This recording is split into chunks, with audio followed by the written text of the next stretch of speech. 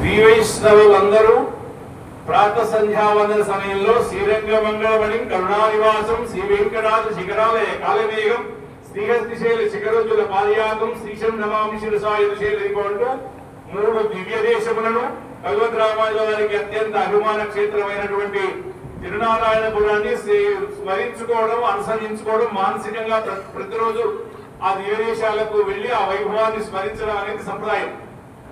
ఆ శ్లోకం యొక్క ప్రాధాన్యము, ఆ క్షేత్రాల యొక్క ప్రాధాన్యము ఇవాళ అందరూ తెలుసుకోవాల్సిన అత్యవసరం ఉన్నదని గ్రహించి గత సంవత్సరం రఘునాథాచార్య స్వామి వారి యొక్క శతజయంతి ఉత్సవాల ప్రారంభంలో విశ్వాసన వాక్యాన్ని లోకానికి పెద్దల యొక్క మంగళాశాసనంతో అందించినట్లుగానే ఈ సంవత్సరం ప్రత్యేకం పండుగ జరుపుకున్నాము, కార్యక్రమం జరిగింది, చప్పట్లు కొట్టాము, ఎవరింటికి వెళ్ళాము, విశ్రాంతిలో ఉన్నాం అన్నట్టు కాకుండా ఈ కార్యక్రమానికి జ్ఞాపికగా ఈ సంవత్సరం ఏం చేస్తే బాగుంటుందని సంకల్పిస్తున్నప్పుడు రామేశ్వరరావు గారు చాలా గ్రంథాలు యువతకు అవసరం లేనట్టుగా చేయాలని 6 సార్లు గట్టిగా వారు ఆదేశించడంతో ఆ ఎలమంచిలో వారు మళ్ళీ చెప్పడంతో ఈ శ్లోకానికి తెలుగులో వివరణ ఒక 88 పేజీలతో వచ్చింది. సింగరాచార్య స్వామి వారు పరిశీలించి మంగళాశాసనం చేశారు. ఎందుకంటే ప్రామాణికమైన గ్రంథం అయితేనే పెద్దలు ఆమోదిస్తారు కాబట్టి యువ విద్వాంసులు అయినటువంటి డాక్టర్ ఓలేటి రవికుమారాచార్య స్వామి గారు అందించారు.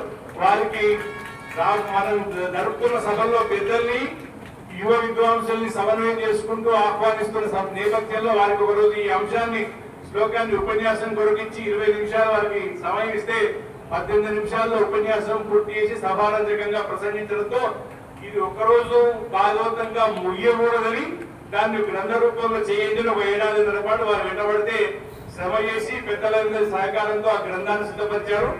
ఆ గ్రంథాన్ని పెద్దలు ఆవిష్కరిస్తారు.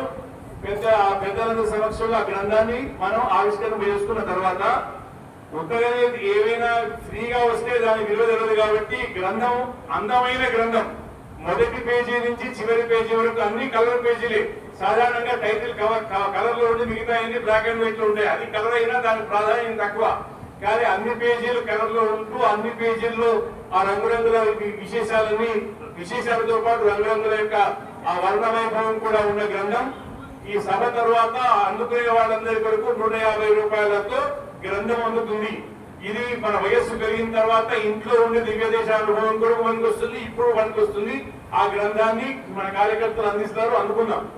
తర్వాత దాసుడు రఘునాథాచార్య స్వామి వారి మంగళాశాసనంతో, రఘురామణ్యత గారి మంగళాశాసనంతో, పెద్దల అనుగ్రహంతో సంప్రదాయ విషయాలు, ధార్మిక విషయాలు సామాన్యులు కూడా తెలియాలని దినపత్రికల్లో వ్యాసంగా పెట్టుకున్నారు. అసలు దినపత్రికల్లో ఉండే మిగతా విశేషాలు వేరు, ఈ విశేషాలు వేరు.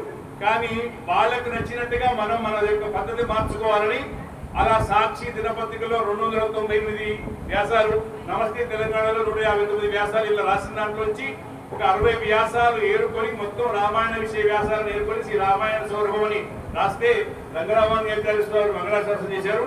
అది తెలుగులో ఉన్నది కదా, దాన్ని కూడా ఇంగ్లీష్ లోకి అందిస్తే ఆ విషయాలందరికీ తెలుస్తాయని ఆ ఇంగ్లీష్ లోకి అనువదించిన గ్రంథం. ఆ గ్రంథం కూడా ఈ 2 గ్రంథాలు ఇప్పుడు పెద్దల యొక్క శ్రీహస్తాలతో ఆవిష్కరింపబడతాయి. ఇంగ్లీష్ లోకి అనువదింపబడడం అంటే ఈ రామాయణ విశేషాలు తెలుగు రాని వారికి కూడా తెలవడం కొరకు. కాబట్టి ఆ గ్రంథాలు కూడా సభ తర్వాత లభ్యమవుతాయి. ఈ 2 గ్రంథాలను జీవ స్వామి వారిను రంగరామాచార్య స్వామి వారిని సవినయంగా సమర్థికంగా ప్రార్థిస్తున్నాను. గ్రంథావిష్కరణ చేయవలసిందిగా రవికుమారాచార్య గారి మామయ్య గారిని వేదికపైకి రావాల్సిందిగా కోరుతున్నాను. ఈ గ్రంథ ఆవిష్కరణ సంబంధంలో వారిని తోడుగా ఉంటారు, పైకి రావాల్సిందిగా కోరుతున్నాను.